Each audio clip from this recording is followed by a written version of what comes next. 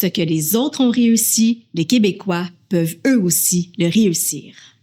Tous les scénarios sur les conséquences économiques catastrophiques de l'indépendance sont imaginaires et biaisés. Jean Charest n'a-t-il pas déjà déclaré lui-même que l'indépendance du Québec était viable économiquement? Au lieu de prendre pour argent comptant ces prévisions alarmistes, il faut plutôt regarder les faits et observer ce qui s'est passé dans des pays qui ont acquis récemment leur indépendance et qui sont comparables au Québec en termes de taille de marché, comme la Tchéquie, la Slovaquie, la Slovénie et la Croatie qui sont devenus indépendants en 1993. Une étude de la Banque mondiale révélait que dans tous les cas, ces pays nouvellement indépendants ont profité d'une croissance économique positive dans les 3 années qui ont suivi leur accession à l'indépendance. Les exemples de ces pays documentés par les données de la Banque mondiale montrent que si l'accession à l'indépendance peut entraîner des perturbations économiques, celles-ci sont temporaires et très rapidement, la période de post-indépendance se caractérise par la croissance économique.